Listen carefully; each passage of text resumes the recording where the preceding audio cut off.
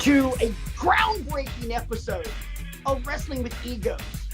My name is Patrick. I am joined, as I am each and every week, by my two best friends in the whole world, Brian, Isaac. Before I ask you how you're doing, gentlemen, I got to let our viewers in on a little something.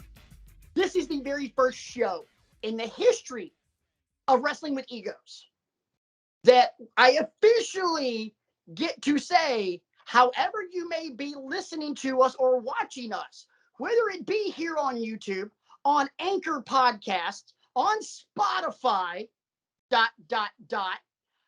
Google Podcasts, or Apple, thank you so much for making this show part of your wrestling entertainment for the week. I promise you, we are going to bring our freaking A game this week because we found out over the weekend that we're officially now on Google and Apple. Literally, you can go to Google Podcasts or Apple Podcasts and find Wrestling with Egos and listen to it any freaking time you want. You can hear the dulcet tones of myself and Isaac. You can hear the grandiose vocabulary of Brian. And it will be, as Bobby Roode's entrance music says, glorious. Gentlemen, how we doing? Doing great. I mean, with news like that, I mean, the Lovebird and I downloaded Google Podcasts, and you can bet the first thing we did was we looked up Wrestling with Egos. It's there. Yeah. I mean, I got proof for you, boys and girls. There's the podcast app, and right there at the tippy top, Wrestling with Egos, baby. That is now one thing we would really love for you guys to do, whether on Google, Anchor, Spotify, YouTube, Apple, does not matter. What we would really love for you guys to do, go to wherever you consume us. Like it, subscribe it, leave us a 5-star review. Tell your friends. Look, at this point, I don't give a rat's ass if you like wrestling. You like us. So therefore, subscribe and give us a 5-star review. Because why? We trying to grow this brand. Let's be honest. And look at us. Aren't we worth 5 stars? I mean, we strive each and every week to bring you first-class, top-notch, professionally curated wrestling content. And today, we're bringing our A game because we got a new segment alert, new segment alert, new segment alert. And he says it 3 times because just like a Lionel Richie song, this segment's going to go all night long. Yes, sir. Or at least most of the night. Yes. We got this new segment that Brian's going to introduce you to in a little bit.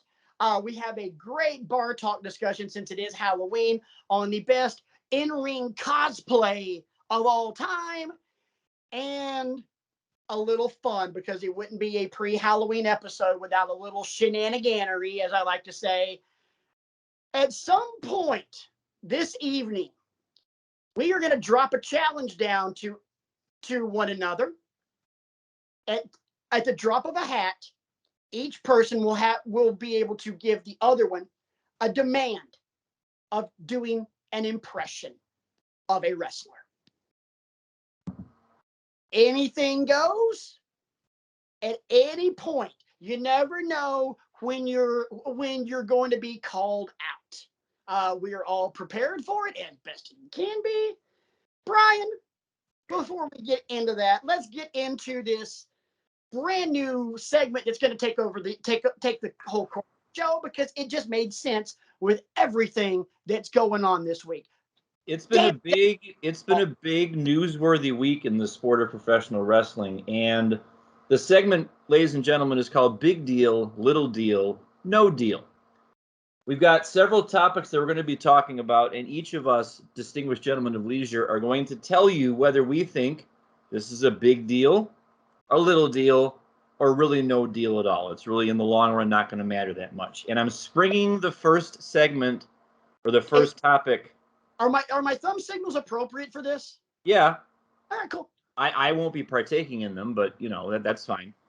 Fine. We ran down the topics we're going to talk about, all but one, because I keep saying this, and I feel like this is the 3rd or 4th week in a row I've tried to do this. I am trying to broaden my horizons with the stuff that I talk about and the takes that I have. And I crave I crave the respect and admiration of my fellow co-hosts.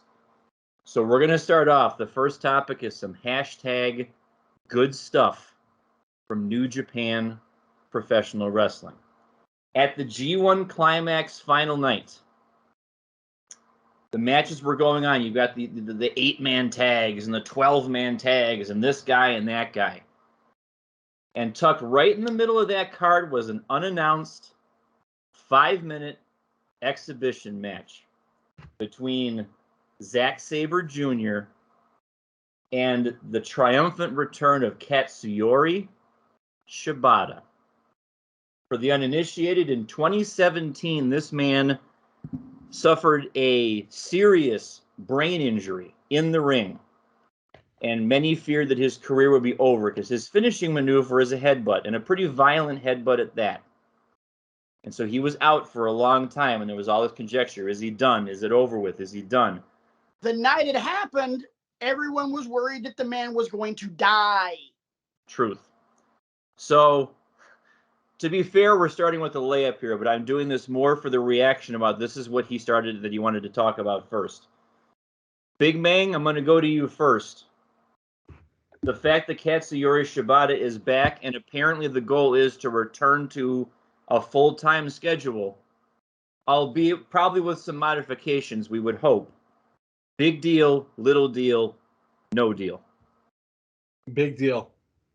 The reason it's a big deal is anyone that comes back from a traumatic injury, I don't care if it's a torn ACL, brain surgery, neck surgery, it's huge.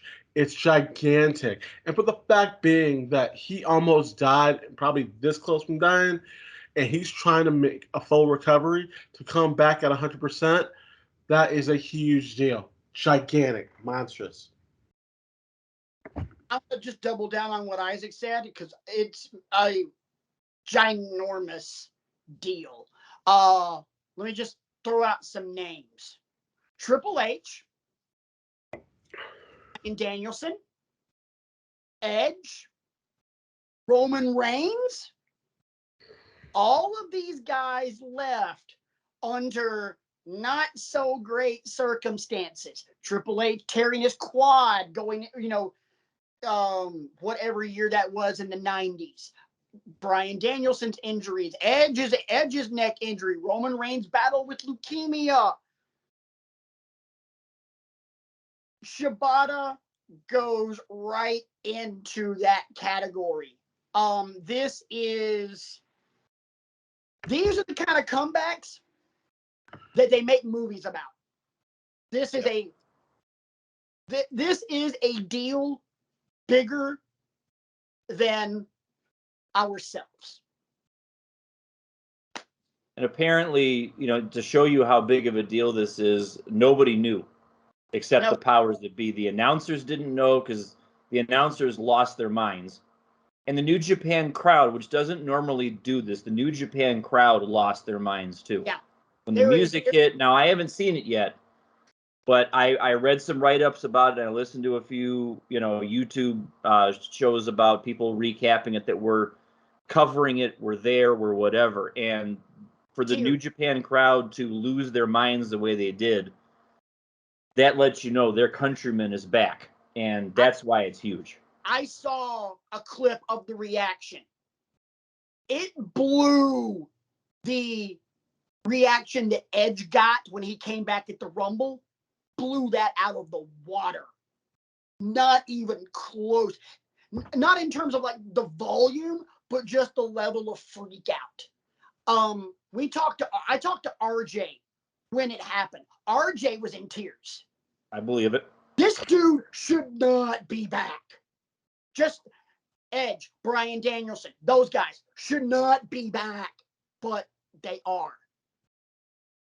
So to say again how big words cannot be put into how big of a deal this is. It is massive and it is amazing. Shall we move on? That? Yeah, we shall. Well, before we get into that, Isaac, give me an impression of The Undertaker. Oh, hold on. Had to get the first shot in, boys and girls. Had to get the first shot in. Oh, see, I thought we were giving our takes in the impression of this guy, not just an impression outright. But this is fine too. Oh, I thought that's what we were doing. We were just flat out going to do an impression of someone. Yes. Wait, I should put on the music, but I can't. No, don't worry.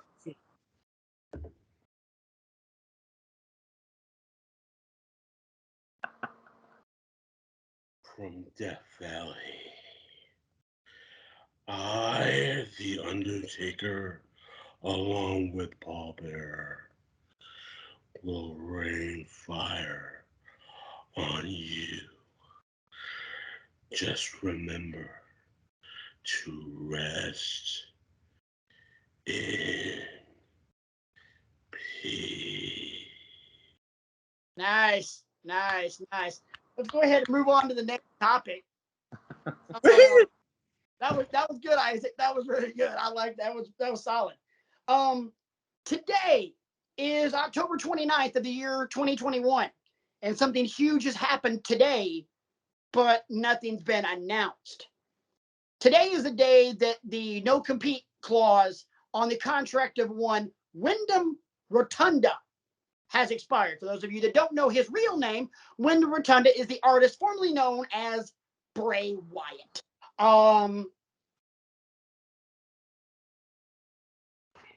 Big deal, medium deal, no deal.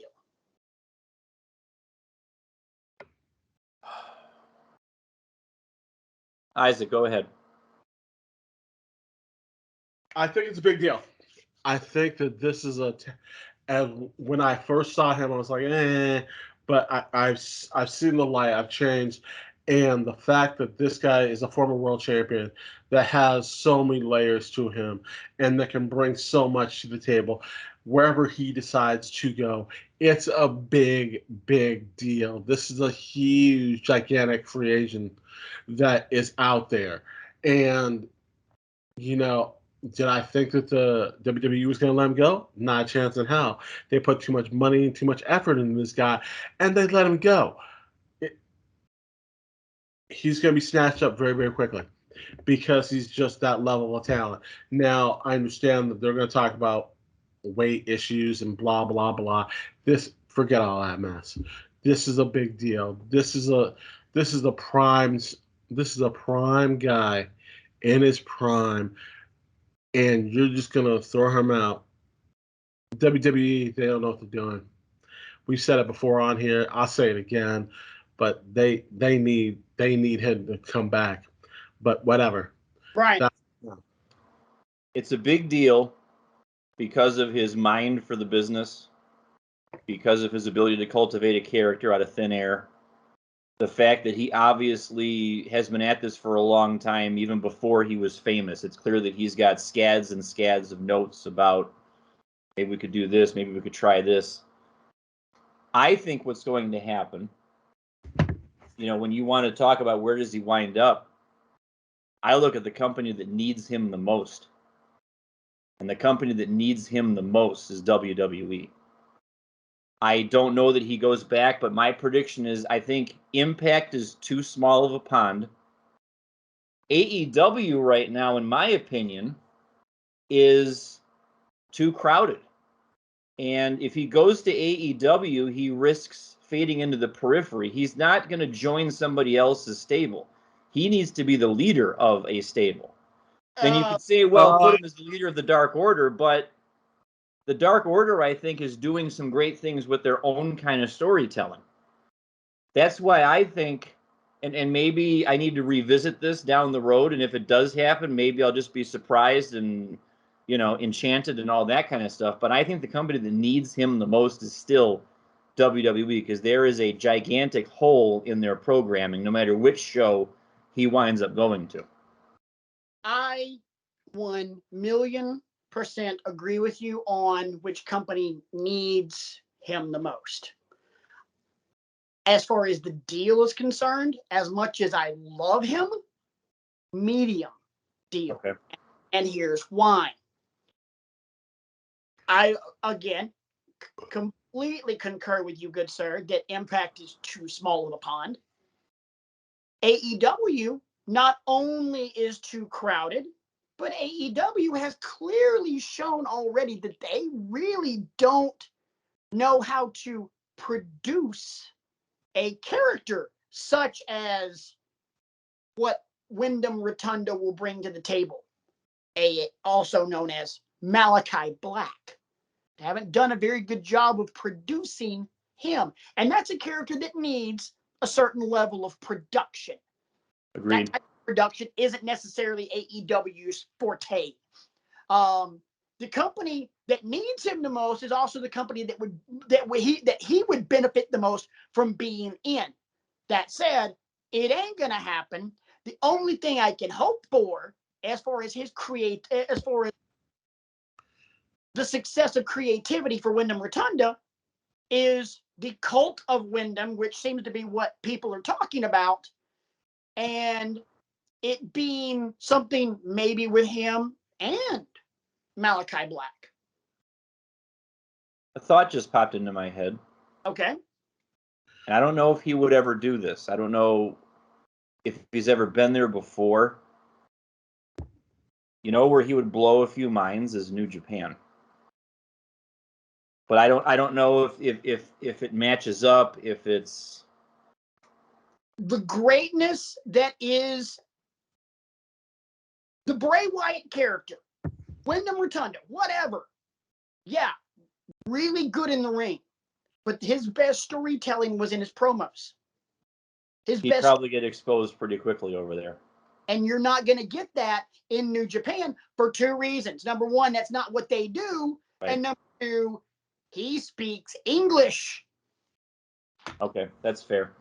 So I'm going to say medium deal. Hopefully I'm wrong. Patrick, before we move on to the next topic, sir. Uh-oh. Your impression for me is Carlito.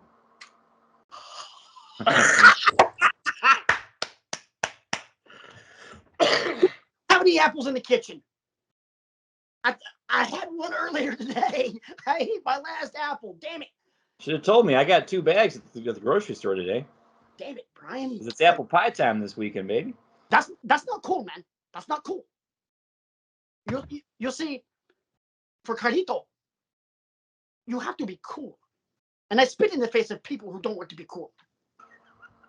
That's the best I got, man. Really shitty Latin accent on English. I do a shitty job of it. So for anyone who speaks Spanish, I apologize for what you just heard. I admit that it sounds god awful, but friend of show Thunder Rosa is coming for you. Oh God. Please don't kill me. Knock at your door tomorrow morning. Look, it was bad enough. Look, I understand that my Dusty impression a while back was bad enough as it was, so I'm an idiot. Forgive me. Come on. Let's move on. B, what's the next one? This one caught me off guard. I'm not going to lie. Middle of the week, I believe it was Wednesday. Mm-hmm. Got I'm going to say troubling announcement from Ring of Honor that at the end of the year, after they produced December's Final Battle pay-per-view, they are releasing all talent from their contracts and spending the first quarter of 2022 reconceptualizing and restructuring Ring of Honor. Not just that, but they're already allowed to accept bookings anywhere they want. Immediately. The legalese of it, I didn't dive that far deeply into it, but it sounds like they've got some decisions to make that are pretty significant decisions because, they were their press release on Twitter was, hey, during the pandemic, we were able to keep everybody contracted and do shows whenever we could, that sort of thing. But we have to make some significant decisions about the future of Ring of Honor. And when we come back in April for what's the something of Supercard of Honor. Supercard of Honor. I'm sorry, I just had a brain cramp there.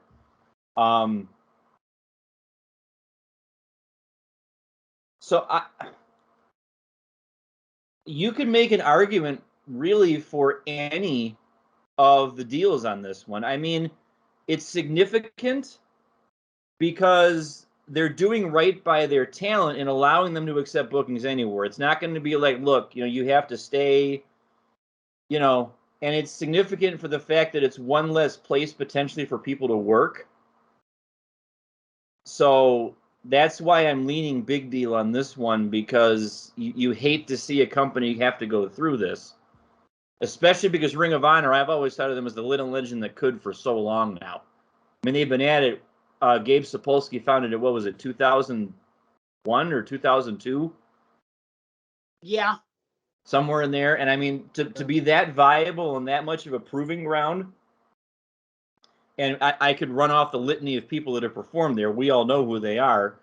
But they've, they've been a great proving ground for so many years, and you hate to see this have to happen. But I think it's kind of an offshoot of what the pandemic has done to the entertainment industry and the performance industry. Isaac, if I may I jump, or do you want to take it right now? Got this. Go ahead. This is not a big deal, or a medium deal, or a no deal. This is freaking-mental, and here's why. Yeah, there's another company that's gone down, and yeah, Ring of Honor's produced some amazing talent that we see every week on TV now. But look at the talent they have right now. And they're all open for business right now. There are some members of the Ring of Honor talent roster that would generate very easily. Brian, help me out. The word they would blink very easily to AEW. Acclimate. Or migrate. Migrate, yes. They would migrate very easily to the world of AEW. I'm talking about guys like Bandito, even though he's not under contract anymore, and it's just a matter of time before he shows up in AEW. Roosh, probably one of the most underrated, underappreciated wrestlers of the last 15, 20 years, Jay freaking Lethal. Woo! List goes on. I mean, the list goes on and on. The Briscoes, for God's sake. I mean, there are so many great. Jonathan Gresham. I can keep going. There are so many great wrestlers and young, up-and-coming wrestlers that given the opportunity in AEW or Impact or WWE. I mean, there's some young talent in WWE that could easily make the jump to NXT 2.0 and then start there. I mean, it fits the 2.0 mold of under 25 and young. I mean, the current Ring of Honor Women's World Champion, Roxy, is only like 23, 24, 25. So she fits that demo. This could be game-changing.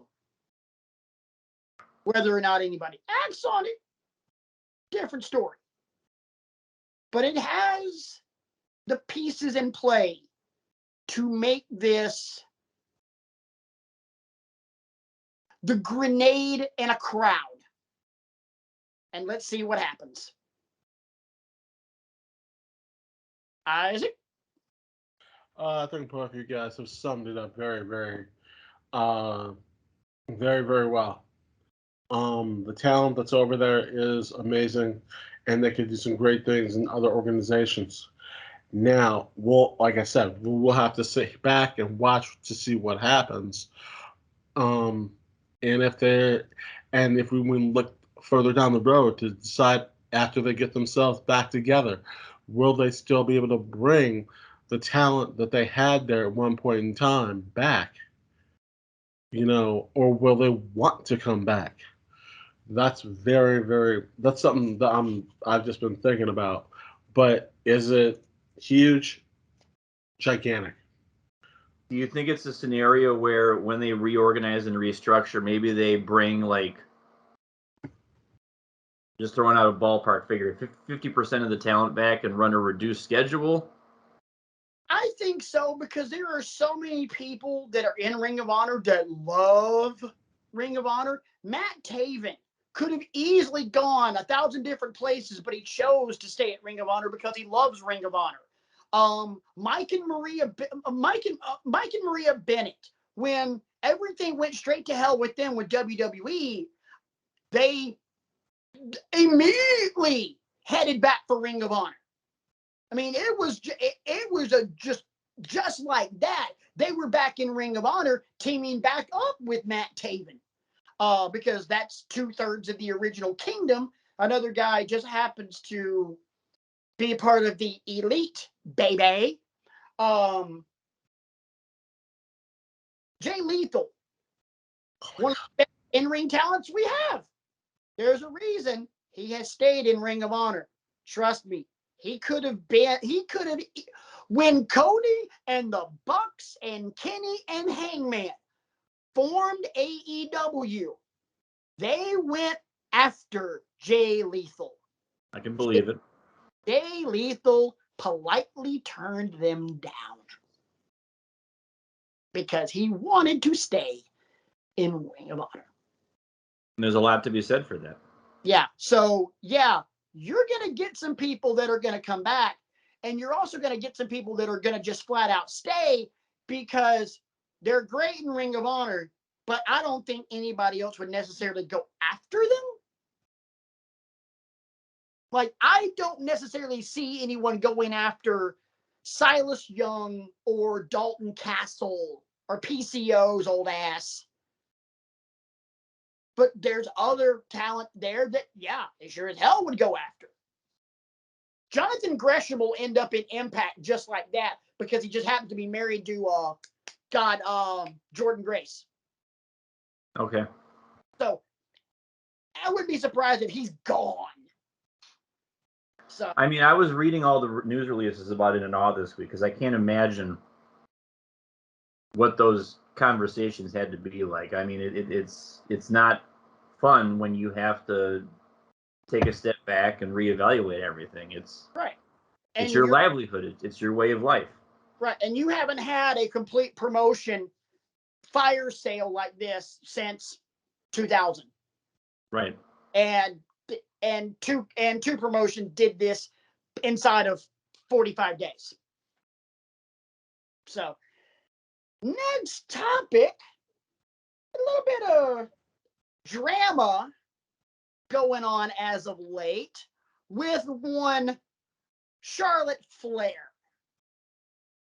Let's take you back to last Friday, boys and girls, in that wonderful segment where there was a championship swap between Becky Lynch and Charlotte Flair.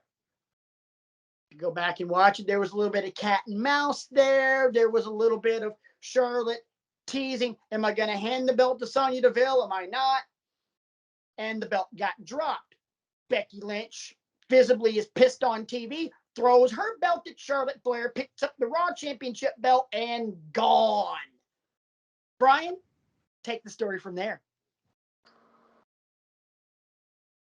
The whole notion of a championship exchange is categorically stupid. Before we get to that, talk about backstage. Oh, and then all this stuff is coming out about Charlotte's got heat. Because now there's, the rumor and innuendo, as Conrad Thompson is fond of saying, is that Charlotte disagreed with the segment because it made her look bad and it made my championship look bad. So she basically crapped all over it. And now you've got all these people, all the talent saying, I don't like working with her. I don't want to work with her. She's difficult to work with. Yeah. And I'll just go ahead and give you my opinion. It's a big deal for WWE that I feel like Charlotte is on her way out. where there's smoke, there's fire. I'm kind of reading the tea leaves here and all these other cliches that I can throw at you. Her man's is in AEW, doing pretty well. I mean, I know he's kind of like not like elevated and stuff like that, but Andrade puts on some bangers whenever he's on Dark or whenever he's on Dynamite. And in my opinion, if Charlotte were to leave, it'd be the best thing for WWE, because we've talked on this show before about how there's an over-reliance on her specifically and the horsewomen in general at the expense of all the other talent they have. And to me, it's more just a headache than anything else. She's acting like a petulant prima donna, and I feel like let's put our big boy pants on here and say, okay, fine, Charlotte, you don't want to be here. You can go. There's Bye-bye. the door. And she can go to AEW and be a get for them and help continue to develop the women's division, which we say is the one area where they really need more commodities over there. Yeah. And but I will take a step back too and say the WWE created this problem where there didn't need to be a problem. When you do something like a cockamamie draft and then have stupid title exchanges instead of just doing it off camera. For the second straight year, by the way, because they did this with it's lazy, it's short-sighted, and you created the pile of crap that you stepped in with it. Isaac, go, because I keep going after Brian, and I want to try and change things up. So, okay, don't go after Brian, come after me. Here we go. This is WWE is still being stupid as hell. They have been lately. Did that segment go the way it should have? No, not at all. Did Charlotte start it because she wants to be out? I don't know.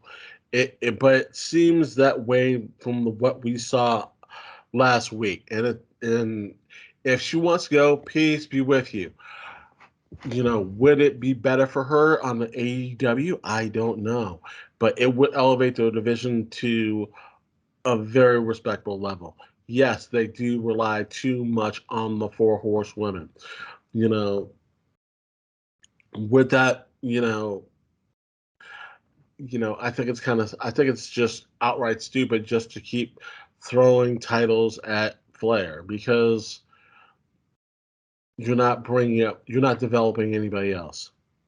You haven't been, you aren't, and you're not going to get anyone else to that level or close to that level unless you give them the opportunity. And they aren't doing that. They're just, hey, let's give Charlotte another title. I think it's kind of stupid. But that's what they're gonna do. If she decides, good luck. If they decide to go a different way, please do. But you know what? It's not on me, it's on them. Here's my take on Charlotte. She is, whether you like her or not, she's the best women's wrestler on the planet. I'm sorry to AEW apologists who say it's either Britt Baker or our girl Thunder Rosa. Charlotte's the best. You can't argue that, and if you do, you're a shill. Sorry. That being said, this is gonna come as a shock to you. As great as she might be, WWE doesn't need her. Hypothetical situation. Tomorrow morning it comes out, they've released her. She's gone. In 90 days, she's going to show up. She's going to show up on AEW, and she's going to she would elevate that women's division, because now there's a big fish in the pond. What does WWE do? They focus on Becky. They focus on Sasha. Because trust me, you can build a division off of that. You've also got Asuka. You're going to have Bayley when she comes back. And trust me, if Charlotte's gone with Bianca over on Raw, Bayley comes back, I got 2 words for you. Face turn. You keep that Bayley, but turn her face and just have her pissed off at the world, you can almost turn her into a Stone Cold Steve Austin character of sorts. Just this massive freaking chip on her shoulder. It could work. Even though she's god awful in the ring, you got Carmella to draw massive heat. She's not good in the ring, but she can draw heat.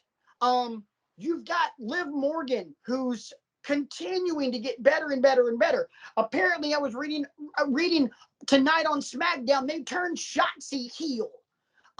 You've got Zelina Vega, who you just crowned as Queen of the Ring. You got options. And you've also got Sonya Deville, who I wonder if at some point is going to transition out of the authority role back into at least a somewhat full-time wrestling role. Both. You know she's coming back because she keeps throwing shots at Naomi. Right. But I think she's going to do both. She's going to be in ring, but be an authority figure. And truth be told, she would do amazing. Yes. I think it would be a great way to elevate her, especially now that she's no longer even remotely tied to her best friend Mandy Rose, who just won the NXT Women's Championship at Halloween Havoc. Not a bad match for Mandy Rose. Moving right along. To me, medium deal for Charlotte, because if she leaves, everybody wins. Agreed. Big deal for us because we win as fans. Medium deal for the companies because, I mean, hey, WWE, we just booked your women's division for the next 2 years. You're welcome. Yeah. I like to say on this show, moving on. So, our next topic. Oh, wait. Hold on. I can't believe I didn't give her some shine. We all know that I'm a Bailey mark, but who else am I a mark for? Dakota Kai. Oh, God, yeah. Give her some run, please. I know she helped screw Raquel Gonzalez out of the championship, but she's more than that feud. Yeah. Give her some run somewhere. Do something with her because she deserves it. If anybody deserves it, she does. I would not mind seeing Raquel and Dakota have a nice feud in NXT to use as a vehicle to move Raquel. I think Raquel's a star in the making. Don't get me wrong. I love Dakota Kai in the ring, but Raquel Gonzalez has that it factor. So it wouldn't surprise me at all. Bold as hell prediction, and it ties into our next topic. The main events for WrestleMania 2023 in Los Angeles will feature both Raquel Gonzalez and Braun Breaker.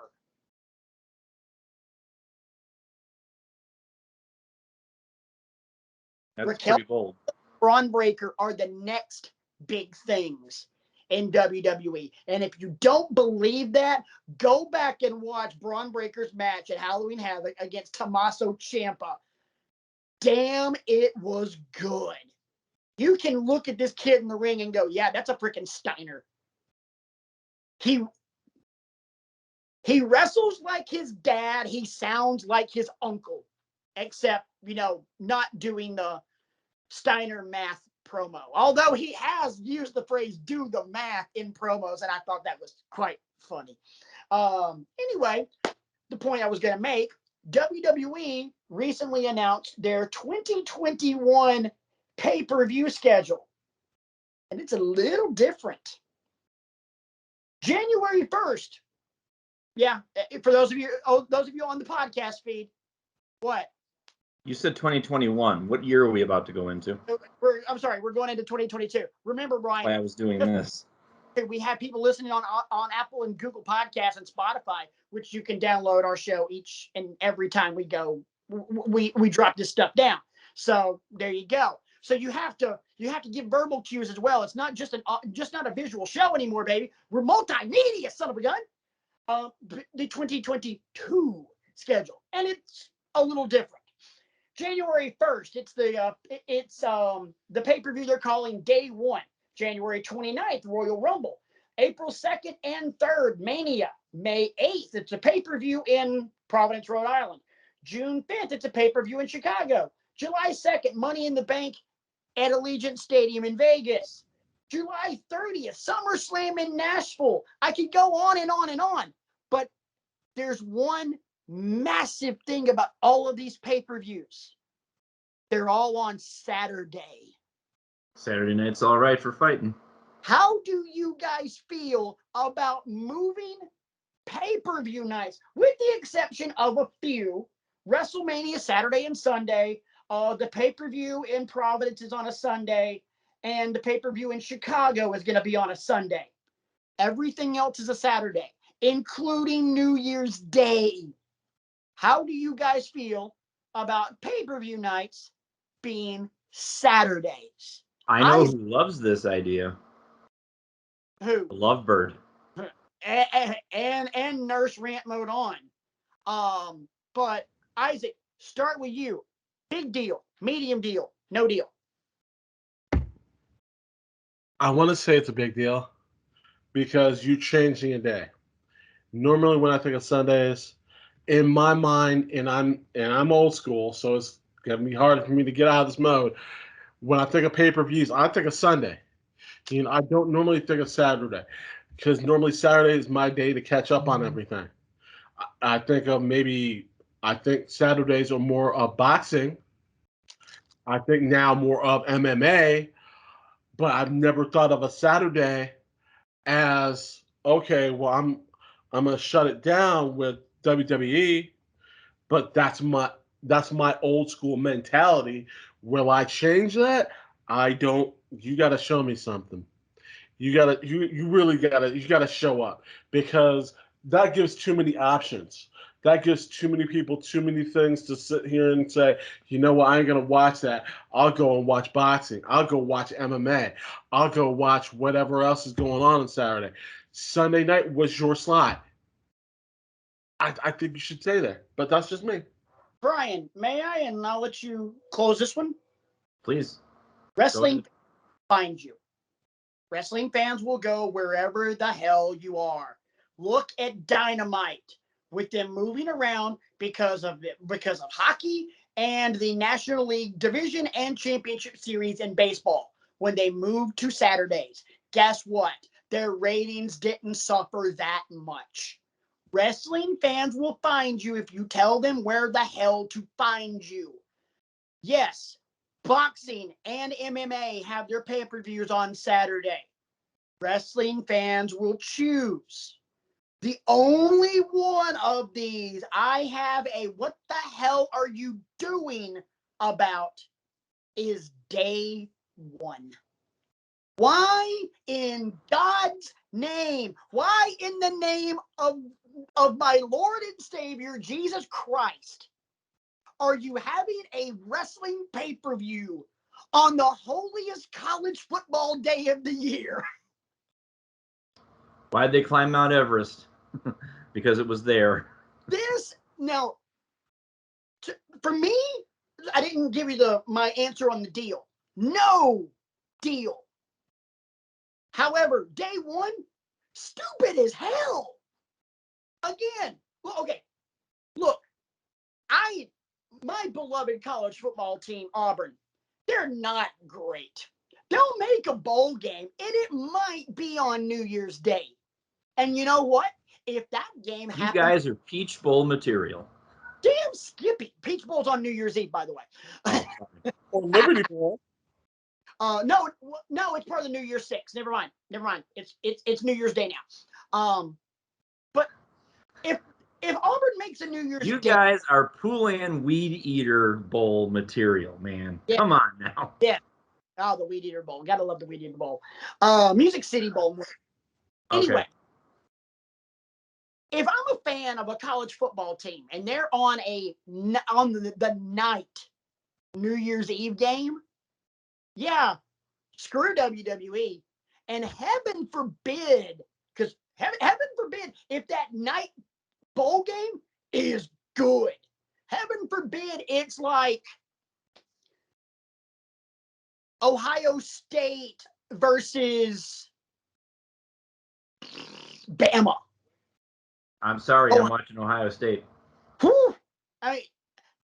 That, my friends, is a heavyweight title fight.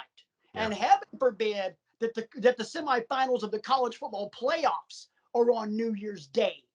WWE ain't getting shit if that's the case. I'm going to say it's a big deal for personal reasons, because before the current sitch happened and people gathered to break bread at the household of the intellectual savior of the wrestling masses, I felt really bad that I would be keeping people for 4+ hours there some nights. I mean, some people had to take off about halfway through. I got to work in the morning. I got this, I got that, that kind of thing. And gone were the days when you could have a nice, tidy 3-hour pay-per-view where you got to see everything and everybody got to interact and socialize and stuff like that. So moving it to Saturday nights is a big deal because it allows people to stay later most of the time, because there's not that work obligation the next day for most folks. So whenever we return to normalcy and we start having people back over to the homestead again, Saturdays will be nice. I also think it's a big deal for WWE because I don't know if this is going to happen, but what if there's an AEW event the same night as a WWE event? They wouldn't do something stupid like that. They No? would not. Okay. I just didn't know if that schedule had been announced yet either, because if they wanted to go head-to-head, that would be worth looking into. They wouldn't book themselves on top of each other because that's suicide, because you're splitting the market. Okay. There's enough Saturdays in the month that you could work around it. I get it. And I'm disappointed in both of you, by the way. Why? We're, 40 minutes, 45 minutes into the show, and I'm just sitting here talking like Brian, talking like the intellectual savior of the wrestling masses. I thought we were having a little friendly competition tonight, and y'all just ain't bringing anything, so that's fine. Whatever. Oh, no. Trust me. Yours is coming. I mean, we're running out of show. I'm almost done with the call sheet here. Yeah, I know. Okay. I am very well aware of that. So I'm just feeling a little left out. Oh, don't worry. Sorry. This time is coming. Oh no. What am I going to do them at the same time, back to back, to close the show? Are you putting me in the cleanup spot? Is that what you're doing? Okay, because if that's what you're doing, you're showing an awful lot of faith in your boy, and I appreciate that. You ready? Yeah, you gonna give it to him or am I? Because mine's heavy hitter. I got this. All right. This is gonna be fun. Ryan, for you, I need you to do the ravishing one. Ravishing Rick Rude. The floor is yours, my friend. This is gonna be fun. And that's why I did it, boys and girls. Okay, cut the music. What I want right now is for all of you overweight, beer belly pigs here in the city of Akron to sit down and shut your mouths while I let the ladies in on a premium A-grade slice of beefcake that I know they've been waiting all week to come out to the arena and see. Hit the music. Oh, good God. There are things you just can't unsee. That was fun, Isaac. Thank you. You are welcome. Can't unsee. Guys, we're a little long on time, so how about we skip the number 6 topic and get into our quick little bar talk discussion, and then while we're in this, we'll feed the rest of these little challenges towards one another and have a little fun. We're going to talk best cosplay, best costumes in a wrestling ring. Any characters dressing as something else. Like, for example, WrestleMania 31, Triple H came out as the Terminator. That does not make the list, by the way. That was pretty crappy. But you get the point. Oh, I have skulls on chains. Yeah. I've got one that I wanted to get out right out of the gate because it's my favorite one.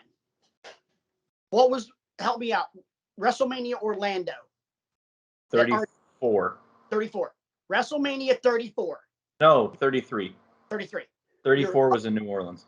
Your hosts were the New Day, dressed as characters from Final Fantasy. I thought that was hysterical.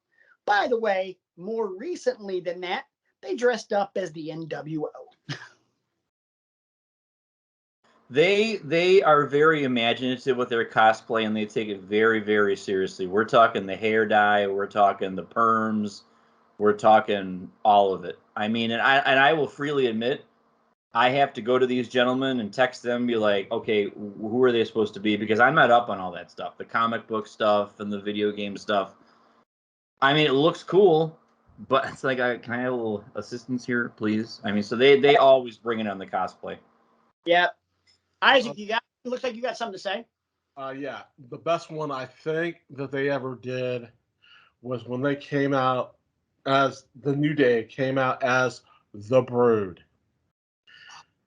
and they got, and you know, that was just c'est magnifique.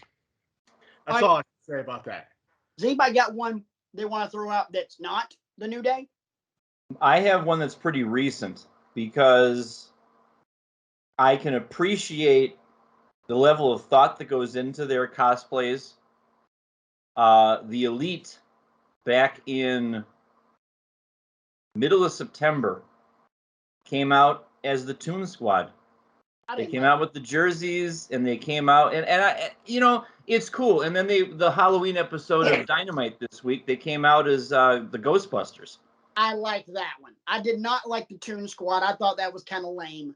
But you know, I mean, but you give them points for trying it, and Nick, and I think that mostly comes from Nick and Matt, because they're the ones I think that geek out for that kind of stuff, and they're dragging Kenny and all the rest of the people along for the ride. Did you guys hear the story behind the entrance music for the Ghostbusters entrance? They initially wanted to, the story that I read, they initially wanted to dress with some theme dealing with the Netflix series Squid Game. Okay. TNT Standards and Practices asked them not to because of the violence in Squid Game. So they came up with Ghostbusters. There was already a theme in place for Squid Game. And then with 2 hours before Dynamite went on the air, they had to get Mikey Ruckus, their music producer, to put together that theme, which was an absolute banger. Story I heard was, as the show is on the air, they're in their second match. I think it was during the Preston, the 10 versus John Moxley match. It's when Mikey Ruckus sent them the music. I got one. That is not the New Day. And there was a little controversy back in the day, but this is when DX came out as the Nation of Domination. That was, I mean, yeah, it was a little controversy back then, but it was entertaining. Yeah. Was entertaining. I thought it was funny as hell at the time. Oh, it was amazing. Oh, especially it was hysterical at the time. Station doing his impression of Owen Hart because he was dead on.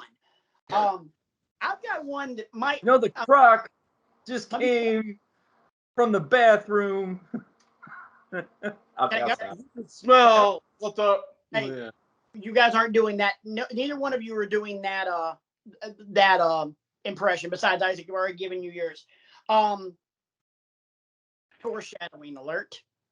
I got one.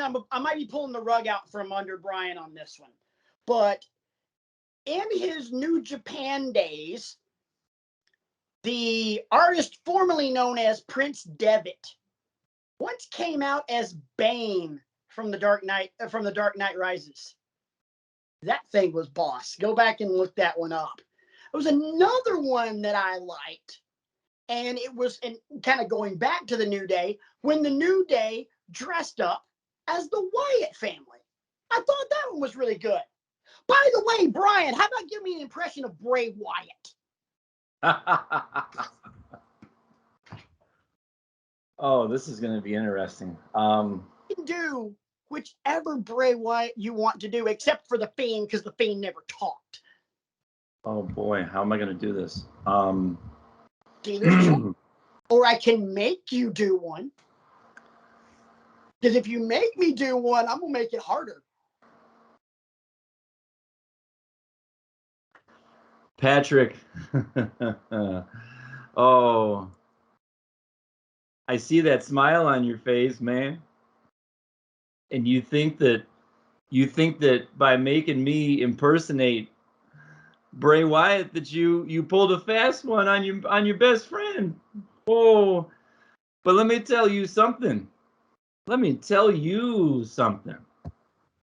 never been one to back down from a challenge, you see, and this is a challenge that I will happily accept, because at the end of the day, I'm going to give it my best shot, man. And whether you believe me or not is really immaterial. Because you look up at the lights and you see the buzzards and they're circling, and that's when I'm going to come in and get the pin, and it's going to be all over for you. Run. Nice. That, I'm not going to lie, I had some flop sweat on that one. I was like, oh geez, I don't know, how can I do it justice? Because I was hoping you were going to do Max Cady Wyatt family, Bray Wyatt, because Firefly Funhouse was just too easy. Didn't even think about doing that one. That one would have been easier. Firefly Funhouse was too easy. You could have just gone full blown teacher mode and just amped it up to 11. I do have another cosplay I want to throw out. WrestleMania 25, and this man has done a lot of them, but I think the one that hit the best was Rey Mysterio doing Heath Ledger's Joker. Oh yeah. For WrestleMania 25 with the lipsticks or the face paint smeared across both his face and the mask. Yeah.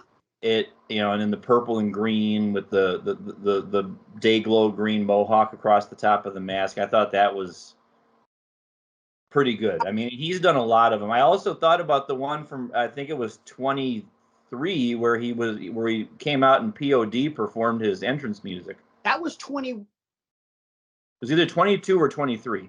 23. Which one was the one in Chicago? Was that 22 or no, that was 22. That was 22. Yeah. That was it, because that's the night he won the title. Yes. Like Randy Orton and Kurt Angle.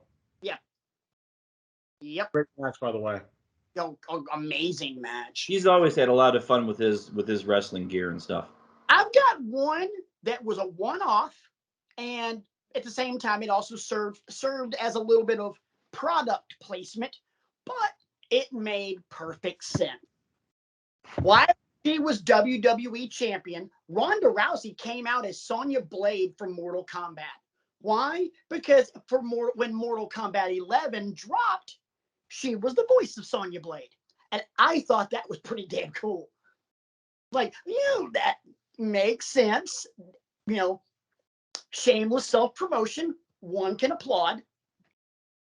So I kind of like that one. I got to just throw it out there. Isaac, you got anything you want to say to me? Oh, I got one for you. We're going old school people here tonight. Patrick, I want you to do whatever version you want of our good friend, our late friend, Eddie Guerrero. Latino Heat. We're giving him two Hispanics in the same night. I know this is a challenge, but yeah. Hey. Okay. You see, Jesse, you want me to look at you and I tell you all the time that when we do this show, you're I do the show with my two best friends at Vato. When I look at you, Isaac, you look at me and you think that you are one of my best friends. Guess what, man? Guess what I say? I lied. That's what I got. Oh my God. I'm like, where's he going with this? Are we having a breakup on live television? The first thing that came through my mind was, I lied. Yeah. That one line he gave to Paul Heyman that one time, I'm like, that was freaking classic. I honestly thought when he said, first thing that popped into my head when Isaac said, I'm going old school, I'm like, so help me God, if he gives me Rowdy Roddy Piper, this is gonna be glorious. Oh no, we can't give you something that easy, especially for you. Yeah, exactly. I was gonna go side with. I got one more person I was thinking of. Who else? Because damn it, I've had to do two Hispanic characters. Let me take a wild guess. This one is. Ooh, Chavo. No, this one's Armando Alejandro Estrada. no. You actually would like this one. Who? It is King Bucket. I hate you. Oh my God. I'm not gonna do it because I'm not gonna do 3. But oh my God, that would have been so amazing. It's funny that Isaac, that you gave him Eddie Guerrero to do, because the other cosplay that I have written down, Sasha Banks from WrestleMania 32, where she came out in the Eddie Guerrero tights and top. It was lost on me at the time that it was an homage to Eddie Guerrero, but when I did my research for it and I saw the picture of her coming down with Snoop, I looked at the pattern on the side of the tights and I'm like, that's very much an Eddie, with the ribbons intertwined and all that kind of stuff. So that one's always been a pretty good one too. Yeah, that one was good. Is there anybody left on the impression train? I have to give Isaac his. Oh, Let's go. are we gonna do that now or? Sure, we're gonna do that now. Hey, we're Yes. kind of running low on time, man. Isaac. The World Series is at the top of the 7th, but this show's in the bottom of the 9th. Yes. Yes. Isaac, I would like you to give me and our dear viewers and listeners your very best impression of the mouth of the South, Jimmy Hart. Wow, I did not see that one coming. Oh, Hold on, wait, I gotta get in character for that. Limber up.